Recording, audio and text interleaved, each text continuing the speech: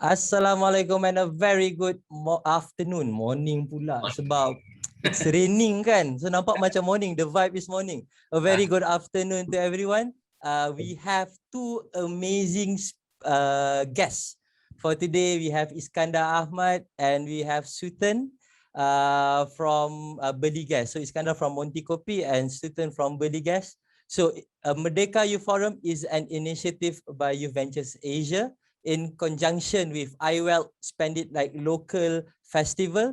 So we are doing this because, you know, I believe that we are Malaysian and we should love Merdeka and we should be aware of Merdeka. So today, to spark the Merdeka spirit, we bring in two successful entrepreneurs from two different industry. Satu daripada F&B, satu lagi daripada teknologi punya industri. So we have Iskandar and Suthan. So before we start, nak bagi dia orang introduce themselves dan sebagainya kan. So kita nak kenal dulu mereka. So before kita kenal, kita start dengan Iskandar dulu kita akan play satu video montage tentang Monti Keopi. So boleh kita play video?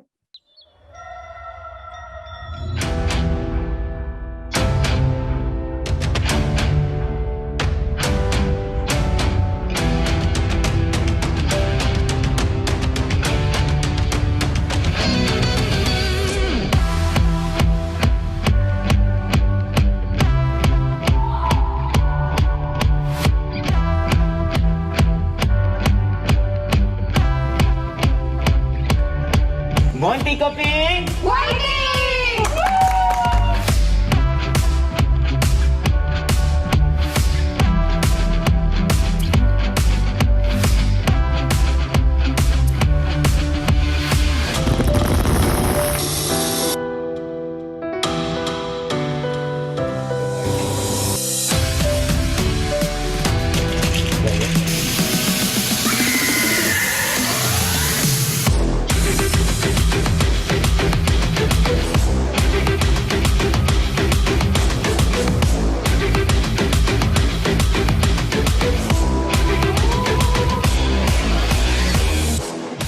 Iskandar Ahmed, founder and CEO of Monti Keopi, sebuah kedai kopi yang lokasinya di UKM Bangi, and it is a place where not just students tapi community Bangi itu sendiri untuk menikmati biji kopi yang segar, brewed freshly every day and dibuat oleh, kalau kita tengok tadi, anak-anak muda, a team of anak-anak muda yang saya perasan nama Aiman. So Aiman and you know, it's a very beautiful and interesting story about a local startup. So Iskandar, can you please share to us about your life story? How did Monti Keopi terbentuk, dan kalau boleh kongsikanlah memori merdeka paling menarik yang Iskandar pernah lalui. So Iskandar. Okay. First of all, thanks Hanif for having me this afternoon. Such an honor for me, alhamdulillah. And of course, good afternoon also to the other speakers, the students, right? Hanif, when we talk about Monti Keopi, I'm very excited because sebenarnya Monti Keopi dia founder dia dan juga co-founder dia terdiri daripada anak muda. Okay, so kita orang semua memang technically, as you can see, through my FB, Instagram, so I have a few other co-founders, which is also we sharing the same visions, what the idea of Monti Keopi will be in even maybe 3, 5 or 10 years in the future. So Hanif, maybe I can share a bit about how Monti Keopi was established. So sebenarnya Hanif, cerita tu menarik tau. To make it short, okay, so technically semasa I dulu bekerja dekat sektor corporate, of course kita mencari identity. So you tahu anak muda ni dia terkenal dengan sifat suka mengeksplorasi benda baru. Dan I think tema Merdeka ni sangat sesuai dengan karakter anak muda yang inginkan satu kebebasan, I guess. Okay, so what happened during the time was when I was struggling to find my identity, then I met with my co-founders. Then in the earlier discussions before we start running the business, the key essential person yang I boleh kata adalah one of my mentor, Tuan Faizal. So he's living at Indonesia. And then campur dengan otak co-founders dan sebagainya. So kita come out lah dengan satu business kopi. Okay, tapi idea Monti kopi ni kita ambil daripada Monti tu sendiri daripada bahasa Itali. Okay, so bermaksud gunung yang hijau, the Green Mountains. Dan kopi tu, Keopi kita ambil daripada bahasa ataupun tulisan Korea Hangul. Okay, so dia jadilah Itali mix dengan Korea punya trend. Sebab kita nak masuk dalam UKM, sebab kita nak energy orang muda tu. And I think bila kita pun kita dah berjumpa, kita discuss, and then kita cari lokasi yang the best. Sebab of course bila kita nak masuk COVID punya situation ni, kita kena cari something yang boleh trigger ataupun we want to be unique with to differentiate from other competitors dekat Bangi. So for your info, dekat Bangi ni kita ada lebih kurang dalam 26 local coffee house. Wow. Yes, we go deeper market research, then how we can outstand from them. And of course, as a young entrepreneur, and if when I start Monti Coffee with the other co-founders, my direction will always be about to explore my staff passion and skill set. Then when they came in for interview, I will ask, what is your specific talent? Then from there I can identify and then utilize their talent. So that's why, as you can see from the montage video, it's made from my own staff, barista, not a professional. And all the picture you saw at FB, Instagram, it's all from my barista. They're exploring their talents with Monti Coffee. And I think Monti Coffee is the best platform, I think, for youth like me to explore. Sesuai dengan Merdeka, kita nak kemerdekaan, kebebasan jiwa, tapi kita nak ada satu arah tuju yang jelas. I think that's come the idea why we established Monti Coffee, consists of young people. So tell me your exciting Merdeka memory. Okay, I think yang paling exciting semasa I darjah 6. Okay, I still remember this moment because during that time I introvert. I tak suka bercakap. I low confidence level because of my character. And then suddenly kan ada satu kakak ni, dia memang always buat persembahan pidato tau dekat kita punya perhimpunan di hari Isnin tu. Then she was a royal debate, okay. And then she was the one who inspiring me to explore seni orator, seni bercakap. So masa tu I joined satu pertandingan during the Merdeka. My first event I joined in. Wow, my leg was shaking, like really shaking. And then I won that competition at the first place. And then starting there, I think dia membuka satu lembaran baru for me to find my inner self. To be here right now. I think the process itself took maybe about 15 years long, and I think that moment it built up me who am I right now in terms of my character and my attitude. Such a beautiful story, Iskandar. So also we have with us is Suthan Mookaiah, very interesting fellow. He's an adjunct professor at Taylor's, kan, and also just recently admitted into one of the most prominent accelerator in Malaysia. It's a Petronas Future Tech Accelerator. Am I correct? So he also empowers B40. He also helps bekas banduan to try to earn money. And right now he have over like 10 locations, if I'm not mistaken, of gas warehousing. And plus ada sustainable part of the business, boleh jual minyak, kan? So we have Suthan Mookaiah. So before we have Suthan Mookaiah ni, Suthan explain about himself and his company, kita ada video montage from Suthan.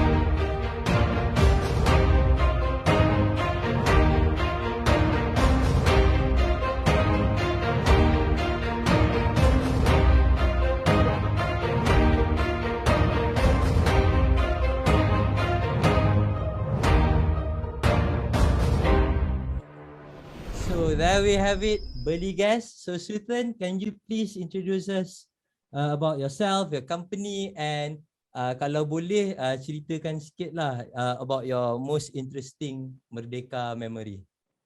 Right, sure. Hi guys, selamat petang. Also pleasure to be part of Merdeka Youth Forum today, and also good afternoon to you, Mr. Iskandar. Such an inspiring build-up of your coffee house.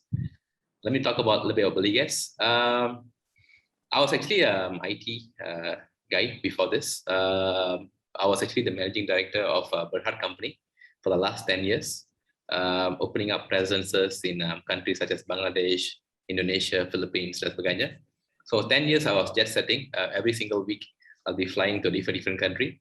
And last flight was about 3 days before the first lockdown in March last year. So I balik waktu tu because I was thinking that I'm going to go on a 2 weeks break at that particular time.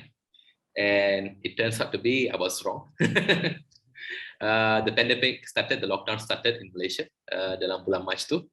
And then tiba-tiba by April, my IT company, the stakeholders told us that they got cold feet. They were actually a Spanish company at the time. They were the one badly hit. So they cakap kat kita, can you please consider to close the Southeast Asia presence, which is including KL. I was the managing director for that. So tiba-tiba from jet setting, I had to go into a very tough decision of letting go and retrenching a lot of my people in Malaysia. So dekat Malaysia just I lepaskan lebih kurang 12 orang staff who have been working with me for nearly a decade. Yeah, they have been working in the company even before me. Some of them have actually been working dekat 15 tahun dekat company itu juga. So tiba-tiba bulan April tu, we went suddenly they all went jobless. Of course, then the country went into a pandemic, a lockdown, and then we started to realize that there's a lot of people who were caught unexpectedly stuck in a lockdown without food, money, and a job. At that particular time, between April dengan to April tu, saya mulakan food donation program. I was doing it on my personal self with a couple of my friends. We started to give about 20 grocery pack per day, and in about less than a month, we started to see hundreds of people start to queue up at my restaurant. I have a restaurant in Sungai Long, and then I realized that, and people were really struggling. People did not know what's going to happen. This was back then, so people do not know what's going to happen in the future, right? And every time when I give up the food packs, I notice a very common trait. A lot of these people feel undignified when they receive these bags. Of course, we are helping them, but these are common people who prefer to be in a job, prefer not to feel undignified. And all they were looking for was actually a job, right? A lot of the B40s and whatnot. And even at that particular point, I started to realize there's a lot of people who are also caught or stuck out of the data of who getting helped. So in bulan June, I decided that I could not continue to do the food donation bag because it's not so sustainable. I wanted to do a program where I can provide employment for people. And that's where and how BeliGas got started. So in June last year, we opened up BeliGas. And in July, we opened our first outlet. Our idea was and focus was to provide employment untuk B40s and the marginalized and those who are not part of what people who people usually help, especially ex-convicts dan sebagainya. So dalam masa 1 tahun, we are currently have employed nearly 70 plus people. Some of them actually are directly employed from the parole system in Jabatan Penjara Malaysia. We actually bring in convicts or ex-convicts directly from penjara, train them, mentor them, provide them accommodations, provide them supervision, and then train them to be part of people who can be absorbed and be working whether in our warehouses or in our outlet. So that is the story of BeliGas basically, and what basically our mission as a social enterprise to empower and to hire as many Malaysians as we could under the brand of BeliGas. Talking about my most favorite Merdeka story, I have a few, but the one that I loved the most was when I was in school. my parents, we used to wake up on the Merdeka morning, and then that's the only time I get to watch TV. Basically, on the Merdeka morning, I'll be sitting down with my family, watching the parade going on the TV, and I loved all the how they berkawal, and then the military trucks and whatnot. It's such a amazing thing at that time for me. And of course, the last one is when the planes will fly by. So Yeah. that's so happy to see. That's interesting. I mean, you just unlock a memory that I ingatkan I tak ada. Which is watching Merdeka Parade depan TV. Sebab kita dah lama kan dah macam tak hypekan perarakan Merdeka tu. So, moving on, saya sebenarnya berminat dengan Iskandar ni sebab he is a very young leader. That's number one. He's a very passionate leader. And bila kita tengok dia punya vibe of the company kan, nampak macam satu company tu nampak macam it's a clone of him. You know, dia punya dari segi passion, dari segi dia punya feel responsible towards the company. So I want to understand Iskandar in terms of your leadership skills kan. What do you think is the most dangerous traits of leadership traits yang you ada? So dangerous leadership traits ni contohnya, for example, you're a person yang suka gamble, for example. So it's a leadership trait. I mean, if you're a leader, you need to gamble on your team. But again, it is a double-edged sword. Selampang dua mata kan. Juga boleh kena balik kat dia. So on your side, can you tell us your most dangerous leadership traits, and can you tell us a story on that trait? A story that you think that macam yang pernah berlaku. Okay, thank you Hanif for the questions kan. Okay, sebenarnya Hanif, I think kan before I start running Keopi, I think the most dangerous trait that I have is as you mentioned earlier, no risk, no return. Okay, so before this, I was working at the corporate sector as a premier relationship manager in the private bank, and then I jumped into oil and gas industry as a business development manager also. Then of course during that time, I mean, if I'm not a risk taker, means I will not get out from my comfort zones. Okay, I think as an entrepreneur, okay. I always do have a big vision to build a legacy. I don't want to be a salesperson. Okay, my mindset is all about to build a brand and to build a legacy.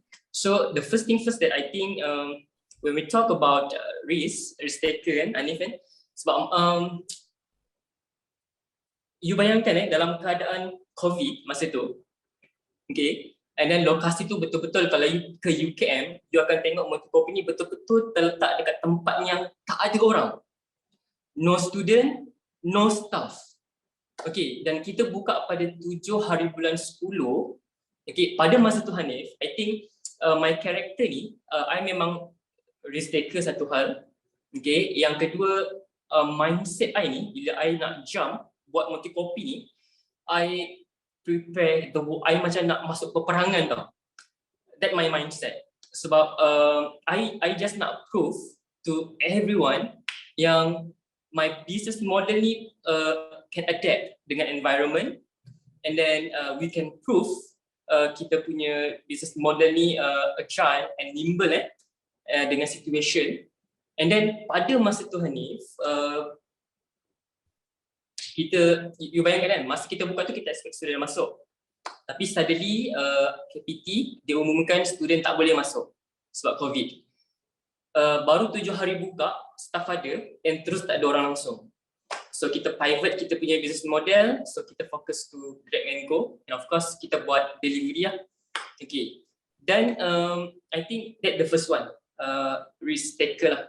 Okay, and then secondly, macam sebenarnya I ni dulu I penakut. Okay, I ni jenis yang calculated risk sikit before I move to a risk taker person. So I'm very calculative in terms of something. Jadi before I buat tu memang I akan buat deeper research and analysis tentang, and of course with my team. So kita akan buat market segmentation, and then kita akan go deeper tentang Bangi punya community character, macam mana dia punya buying purchase. Okay, sebab you bayangkan to survive, sekarang dah nak setahun, bulan depan adalah kita punya first anniversary, and bila I kenang balik with my team during the time bila kita facing all the challenge tu kan, ya Allah, I rasa macam the struggle is real, but it's very exciting when you are a risk taker. I think macam yang Pak Lai tu, I tak berapa how to say, sebab I technically I'm just a normal person, just with a big passion, and then small part of it memang I ni jenis yang very calculative in terms of doing something, and of course my team are the biggest supporter lah, yang always keep me steady to facing all the challenge. Okay, then here we are now, reaching 1 year anniversary, and inshallah kalau ada rezeki we will go for the expansion phase, inshallah. Inshallah. Very, very interesting story. And for Suthan, I believe your case is a bit different, because based on your story, you took quite of a different route. You came back to Malaysia hoping that it was just 2 weeks, ended up it became a platform for you to start something new. So can you please tell us, I mean, how easy or how hard it is for yourself to shift from one thing to another? So Suthan. Okay, so initially it all started with the intention to do good and to basically make that into a butterfly effect, right? We do something good, and then we try to see how we can expand that into more bigger things, or more bigger reach. So BeliGas was that. BeliGas was the culmination of the idea that mungkin kita tak boleh give them the food or the fish, but why not we give them the tools, the joran, we give them a place where they can go and fish. So, and then let them let them do it themselves. BeliGas was that. So initially when we kicked off, a lot of people was going crazy at the thought of me, this guy who used to be jet setting everywhere, and next thing you know, di tengah angkat tong gas, going on an EX5 dengan dual gas. And so a lot of people thought that I was going crazy. This guy lost his mind, right? So initially, I think for about 2 weeks to basically test my idea, I was actually going around delivering the gas, meeting with prospects, spamming all the local WhatsApp groups of the community, Facebook groups, and whatnot. And you're just telling, hey, buy gas, buy gas. People like, something is wrong with this fella. Okay? But very quickly we realized that, the moment we started to open an outlet, I hired my first guy, and I realized that I have to start empowering them. That has always been my issue. Coming from IT background, we try to be much of Steve Jobs sikit. You want to do everything together, every single thing under our control. But when it comes to doing things offline, you can't do that so much. You cannot be the guy who's doing logistics. You can't be the guy who's doing customer support, whatnot, everything. So very quickly we had to hire people, and we had to. And my focus was to hire the B40s. And people always used to think the B40s are stupid, or they don't have the skills, or they don't have the talent. Especially in terms of the convicts, you cannot just simply not supervise them. You cannot give them responsibility. You cannot give them trust. So I was being challenged in that front to basically give the reign of my company to the B40s and the ex-convicts. And but I persevered. I thought that I have to. Before anyone else, as the company owner and as the company founder, it is my responsibility to trust my people. So we gave them a job, we teach them how to do it, we then empower them, and of course we spoil them, but we still empower them to do all the things. So we had our riders, one of my riders who went on to become my first my lorry driver, then he turned out to become my warehouse lead. Now he's basically my logistics manager. Right, and then we also have our ex-convicts that we hired from penjara, who went on multiple people actually, who went on to coming in as a kelindan lorry, and then next thing you know, they are becoming supervisory levels and managing their own next cohorts of penjara people that we hire. So we currently have 70 people. Initially when I first started, saya kenal semua orang kan. But right now we have about 70 people. And sometimes I'll be going to certain places and saya pun terkejut siapa pula orang ni bawa the brand BeliGas tengah hantar gas and whatnot and everything. But the good beautiful thing about it is that they all do what we want in terms of service, in terms of dedications, in terms of that it came out good, and it's all because we managed to empower them. So I think if you go back to the question, right, not being autocratic, being very democratic in the way we do our job and empowerment of the people help to develop BeliGas to what it is right now. That is a very interesting point of view, Suthan. Thank you for telling me that. You've actually changed my point of view on a few things. So before we move into a more serious question, kan, we actually have a trivia question for both of you guys. So we have this Merdeka trivia question. So I'm going to share the screen and I'm going to read the question to you guys. So there's just one question. So the question is, when was Malaya first independence was announced? So is it A, Dataran Merdeka, B, Bandar Hilir Melaka, or C, Royal Albert Hall, London? So anyone, any takers? I know the Dataran Merdeka was the second place. Padang Bandar Hilir Melaka is probably the one. Okay, so Suthan is B. Iskandar? Dataran Merdeka. Let me. Where was Malaya first independent was announced? It was me. I think I'm not confident enough. Royal Albert Hall, Padang Bandar Hilir Melaka. Okay, can I answer same with Suthan to be safe? Okay, boleh. To be safe, to be safe. Very calculative punya move. So Suthan and Iskandar, the answer is correct. B, Padang Bandar Hilir Melaka.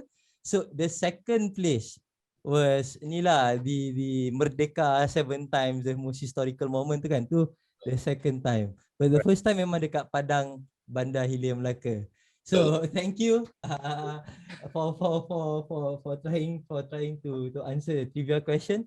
So moving on, because both of you guys kan tadi masa you guys cerita pasal kisah hidup you guys masa nak start your business, you guys actually started right at the initial phase of the pandemic, at least when it was during PKP 1 or PKP 2.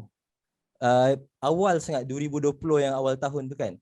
So I actually want to understand and want to dig in lah into your characteristic and why you do what you do. So Iskandar nak tanya kan,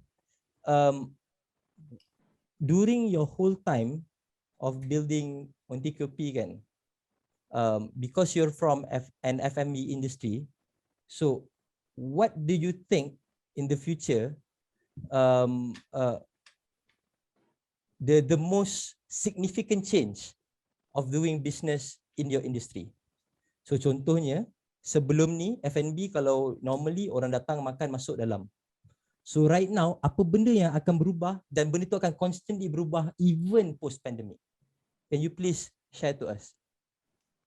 I think Hanif kan, based on my experience handling Monti Keopi UKM, okay. Because we starting our business, what I can say is that in the future I can see that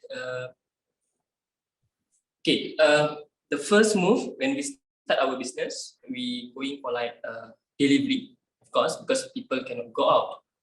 But then the pattern change after the government announced the people can get out from, they can moving around, okay. Dan suddenly you can see that masa tu kan bila government dah umumkan boleh dine in, banyak sangat orang datang nak dine in. And then I think sebab coffee industry, Hanif, is sangat unik tau. Sebab bila I go deeper dalam business coffee especially sebab walaupun dia F&B, tapi dia satu business nature yang sangat unik sebenarnya. Sebab dia ada sejarah yang terlalu kaya. Okay, sebab bila kita cakap pasal kopi Hanif, people tends to dine in actually. They love to chit chat because kan masa tak ada orang, you sunyi, you tak dengar apa-apa. But when people, sebab Monti kopi dekat UKM, so kita ada TPV. So second dose, first dose, people will walk in to Monti kopi UKM. So you akan dengar a group of people kan, ramai sangat, diorang chit chat tentang kehidupan. So I think for a specific industry, for coffee, we talk about coffee because my niche into coffee. So even though the future, like maybe people will go like central kitchen, okay, focus more to grab and go, and then delivery to office or whatsoever. But at the end of the day, people ni dia perlukan emotional connection. That's why I love Howard, okay, one of the Starbucks founder. So to inspire human nature, then the base of the fundamental Starbucks itself is to connect the human emotional connection. So coffee ni memang unik ni. So that's why untuk coffee I boleh cakap walau seteknologi mana pun kita will be in the future, but coffee itself dia adalah satu medium yang people suka duduk, dia suka borak dan dia suka bersosial. Tak kisahlah tentang politik, ekonomi, sebab tu ada kedai kopi. Okay.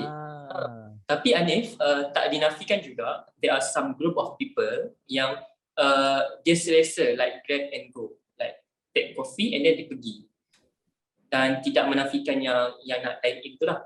Tapi of course, when we talk about the whole industry as F&B, the future will be like maybe a lot of central kitchen, okay, more delivery, grab and go, okay. But here again, when we talk about coffee industry, the nature itself, people love to dine in, socialize, okay, talk about family, friends, love or whatsoever. Okay, I think that's what I witnessed. Then even though Hanif kan, masa kita buat delivery, kan normally people akan pakai certain apps untuk memudahkan payment kan. Macam you lagi selesa mungkin ada payment gateway, straight away buying kan. So macam I memang buat a few analysis with a few platform. Ada yang memang kita handle directly dengan customer, F2F, I mean through WhatsApp, kita layan dia. And of course, they took times and leceh. And of course, bila kita pakai yang teknologi sikit, memang mudah. Tapi what I can see from my analysis, people yang buying dekat this kind of platform, maybe because of my brand was not too strong enough. So people just buy one time for spot, the young entrepreneur.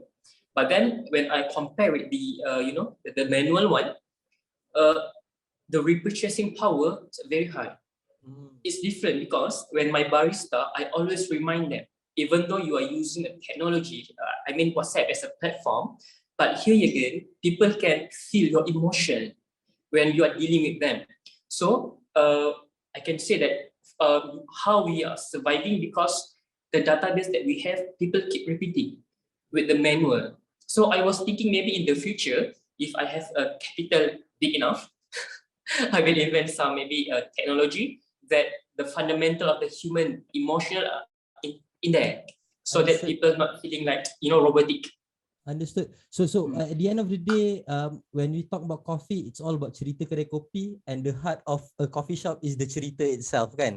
Understood. So Suthan, you managed to shift the way people beli gas from dulu orang beli gas in a call that local shop kan, and I remember my mum akan beli gas dekat orang yang sama daripada kecil sampai besar, memang orang tu je lah yang hantar, and kedai gas tu je lah yang akan hantar.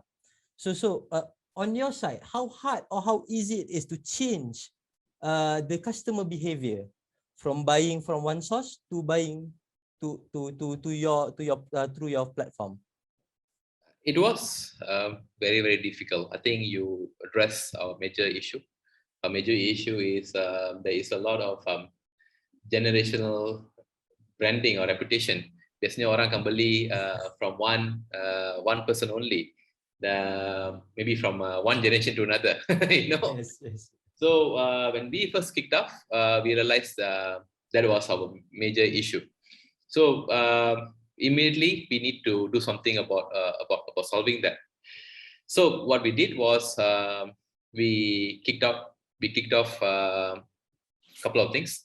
Number one is we kicked off building a social impact or a social reason why people should be buying with BeliGas. I think at that particular point in the pandemic, people were realizing that a lot of people were going jobless, so they were supporting a lot of organizations who are trying to help this kind of people. So BeliGas was one part of that. So we managed to get that kind of support from the community. The second part, of course, is basically to also understand the impact of the lockdown towards the community itself. We knew the community was being impacted in terms of salaries and whatnot. So people were trying to people were trying to be more prudent with their spending.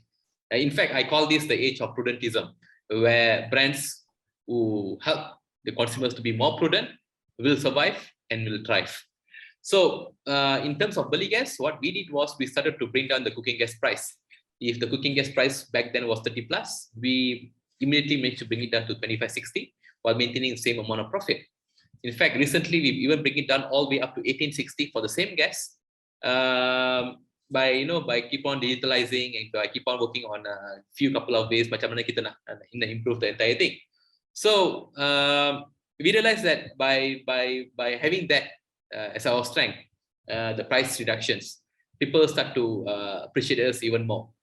We happen to be the only essential service provider in among everything who's actually consistently bringing down the price compared to others who are consistently bringing up the price. So itu kelainan yang kita buat. The next one, of course, is digitalization. Digitalization helped us to really bring BeliGas to where we are right now. Saya cakap tadi, usually you nak order gas, you have to call the guy, whoever it is, and he has to answer the phone. He has to call. It's not easy to get the guys to answer the phone. So apa kita buat? We launched our own app where you can actually put your order in all the time, anytime, 24 hours a day, and the gas orders will go in, and at the time when you ask for the delivery to be done, it will be delivered. So tak perlu tunggu jenuh orang tu angkat telefon ke tak. You don't have to worry about all that. You can even order 2 o'clock in the morning, and actually a lot of people order 2 o'clock in the morning. I don't know why. Apa benda dia buat 2 pagi beli gas? But we delivered basically the next day on whatever time they want. Itu je, simple je. So this some of these factors helped us majorly change the industry. Oh, that is very, very interesting. So Iskandar, I mean, we look at your business and we look at Suthan punya business. I do understand that sometimes changes are something good, and sometimes you can't change certain things. So I believe benda tu, and the reason why Suthan can be a drive for change, or why BeliGas can be a drive for change, but they substitute kan. Okay, dulu trust is a generational trust. Right now you trust on, for example, the platform itself, the brand itself, or you have like features yang meletakkan trust tu, macam maybe you have a tracker and whatnot. So that is very interesting, and to move the direction of the question to a more interesting direction kan. I would like to ask Iskandar, so sekarang ni industri ataupun sektor yang paling badly affected is actually education punya sector.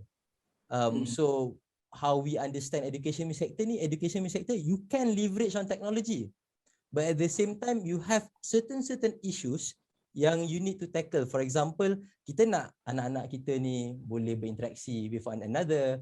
We want them to be more social and whatnot. So from your opinion, what should we do to actually empower our future generation? Do you implement any special thing dekat dalam you punya company? For example, apprenticeship ke, or you cari intern ke? So can you please share a bit on that? Okay, thanks Hanif again for the questions. Right.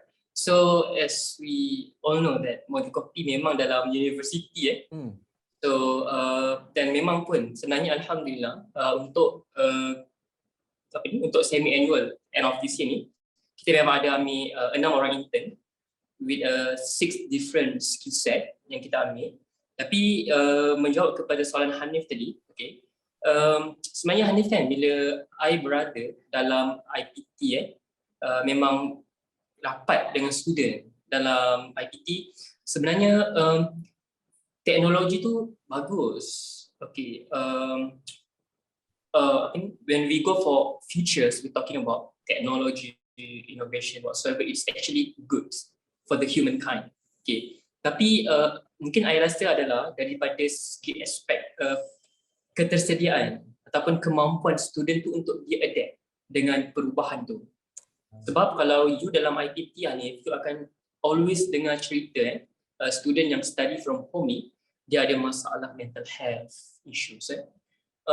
Then of course when we talk about the one you mentioned earlier, yang technical issue tu memang wujud. Sebab macam even though lah, macam you imagine some of the student yang duduk dekat luar bandar, yang you know connection dia kurang, tak ada kemampuan dari segi teknologi, gadget dan sebagainya, so menjadi kekangan untuk diorang.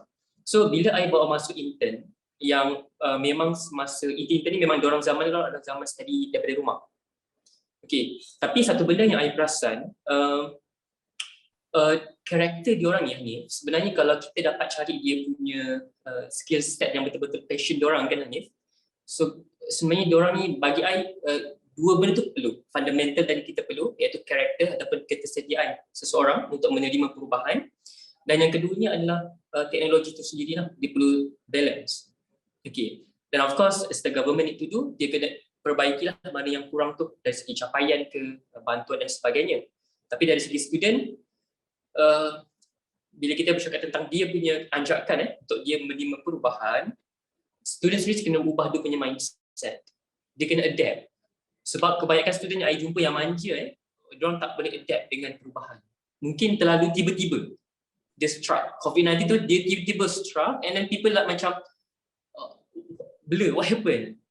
Then that's why kalau you dengan student, you akan selalu dengar mental health issue. Walaupun orang kadang-kadang memperlekehkan benda tu, tapi it's a real thing. Mungkin lah in the future, I think kalau student yang pergi ke Monti Keopi, I always train them to be more extrovert in terms of skill. Dan contoh, dia budak ni jenis, dia belajar dalam bidang pesuratan je ataupun psikologi yang tak ada kaitan pun dengan industri kerja. Tapi bila dia datang, bila pertama I bagi dia task yang betul-betul macam menguji dia punya karakter. So dia kena buat event, mental health. So dia kena liaise dengan influencers whatsoever lah. Tapi that's my style of how I grooming my team. I akan explore dulu diorang punya talent, and then I akan lead diorang properly. Tapi here again, for me personally, the fundamental ataupun persediaan tu kena boleh terima perubahan, and of course kita selesaikan masalah-masalah yang tadi tu. And insyaAllah, I think in the future kalau dua benda ni boleh balance, we can be a better nation insyaAllah. So, on your side, Suthan, changing the behavior of a person to do a job, I believe that, I mean, I hope that I'm not overgeneralizing, but I believe that if you're in penjara, you can't use a smartphone kan? And I believe ada orang yang cukup lama duduk dalam penjara to lose the skill set of using a smartphone. Correct me if I'm wrong. So how hard or how easy it is to shift the community in where when we understand before ni banyaknya kerja yang berkaitan dengan tangan, to shift them to a more technology ataupun a more hybrid job. Penggunaan teknologi yang meneraskan penggunaan teknologi. So Suthan?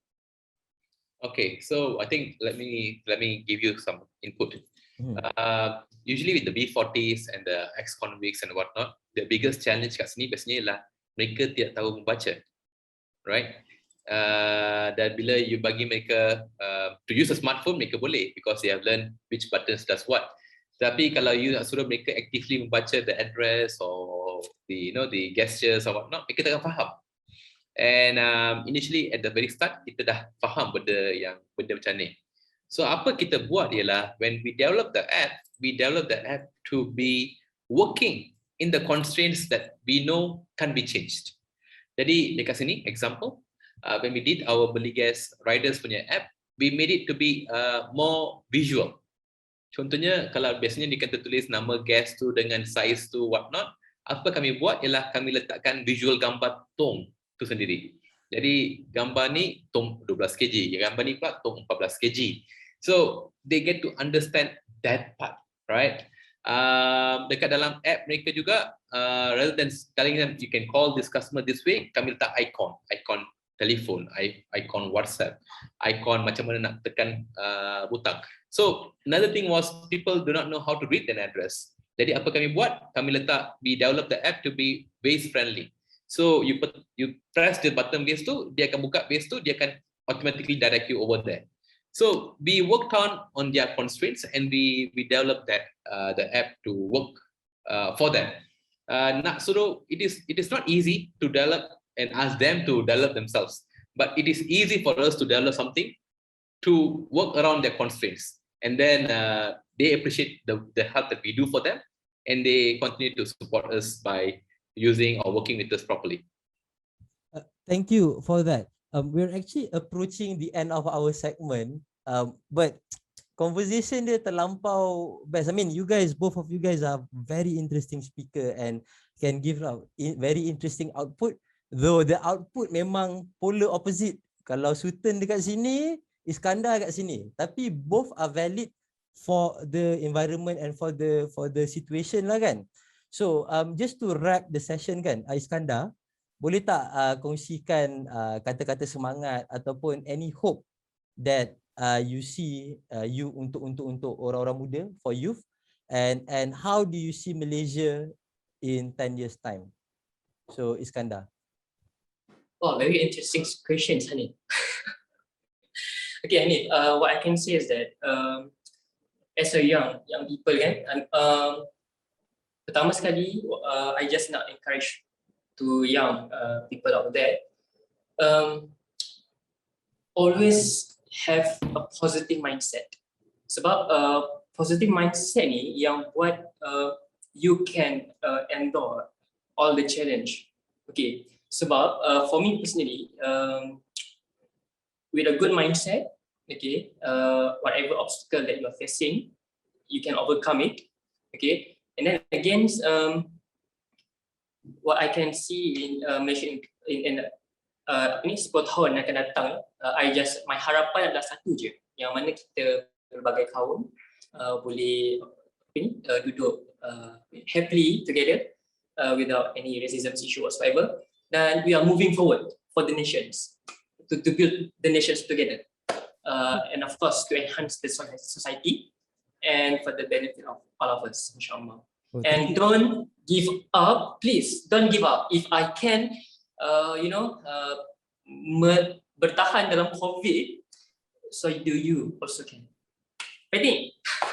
Thank you, Iskandar. Very passionate. So how about you, Suthan? Any hopes and dreams for youth, or what do you think youth should have, and finally, like your hope for Malaysia in 10 years?